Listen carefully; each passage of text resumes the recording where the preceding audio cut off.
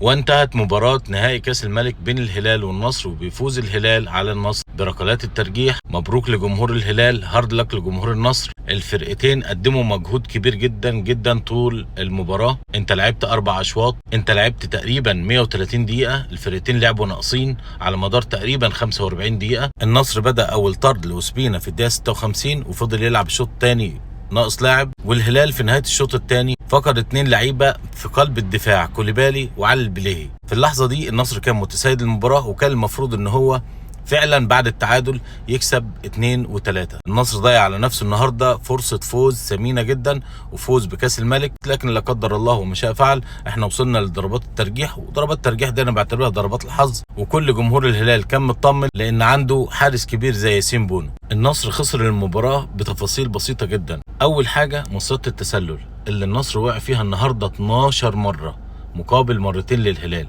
الهلال ما كانش بيقع في مصيدة التسلل، دفاع الهلال كان طول المباراه كان بيلعب على مصيدة التسلل على الخط، والنصر مش عارف يكسر مصيدة التسلل دي. 12 حالة تسلل للنصر، منهم بس على الأقل 10 حالات لكريستيانو رونالدو. كريستيانو علشان تديله كورة وما يقعش في التسلل لازم ما تبقاش متأخر في اللعبة، لازم تبقى سريع في لعبتك.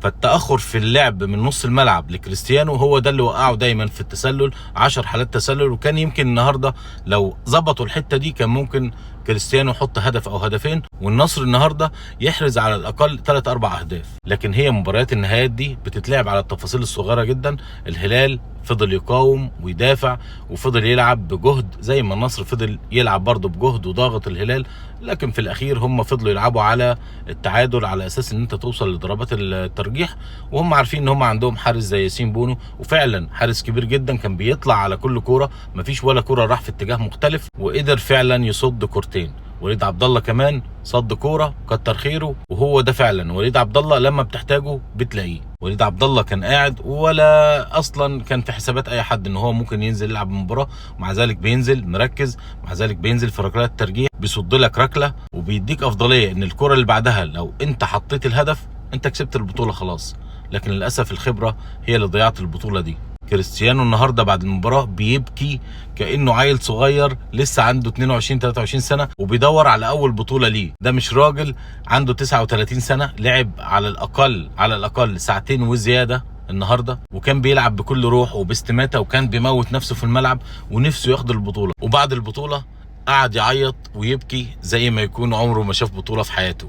هي دي الاسطوره اللي المفروض الكل يتعلم منها، الاسطوره اللي الشغف عندها ما بينتهيش ابدا، دايما بيدور على البطوله، دايما بيدور على الفوز، وما ينفعوش غير الفوز. يا ريت كل لعيبه النصر تستفيد من كريستيانو ومن الروح اللي عنده. اتمنى اشوف كل لعيبه النصر روحها نفس روح كريستيانو، ادائها زي اداء كريستيانو، استماتتهم في الملعب زي استماتة كريستيانو في الملعب. احنا لو عندنا في النصر 11 كريستيانو بجد هناخد كل البطولات اللي موجودة داخل السعودية وداخل القارة كلها. فانا عايز اقول لجمهور النصر ما تزعلوش، هارد لك. الفريق النهارده لعب مباراة قوية جدا، لعب مباراة حلوة تكتيكية جدا، لكن احنا في عندنا بعض التفاصيل وعندنا مدرب محتاج يتغير. هي دي المشكلة عندنا في المدرب، والمشكلة عندنا في ثقافة اللاعبين لازم تتغير. كريستيانو لازم الناس كلها تكون عندها نفس الثقافة بتاعته. عايز كمان النهارده ان انا اشيد بايمن يحيى. ايمن يحيى انا في كل الفيديوهات كنت دايما بنتقده وبنتقد اداؤه. النهارده ايمن يحيى انا بالنسبة لي كان افضل لاعب في المباراة، هو وتيلس. الاثنين دول بالذات انا كنت بنتقدهم جدا دايما في المباريات اللي فاتت، لكن النهارده هما اتنين رجالة بيلعبوا افضل اتنين لعبوا النهارده في المباراة. الحمد لله رب العالمين. البطولة مش مكتوبة لنا، مكتوبة لنادي الهلال. مبروك لجمهور الهلال، يستحقوا الفرحة، افرحوا كده. معاكوا الدوري ومعاكوا الكاس ومعاكوا السوبر ثلاثية، مبروك عليكم. وانتهى الموسم كده بحلو وبمره، وكان موسم رائع جدا من الفرق كلها، وبالذات الهلال والنصر كان فيه منافسه قويه جدا. فشكرا لكم على الاداء اللي انتوا اديتوه طول الموسم، ونشوفكم ان شاء الله رب العالمين الموسم اللي جاي، وتكون الفرقتين والفرق الباقيه الاتحاد والاهلي والشباب وباقي الفرق الموجوده في الدوري السعودي من اقوى الفرق، ونشوف دوري اقوى من السنه دي باذن الله رب العالمين في دوري روشن العام القادم. شكرا لكم، سلام.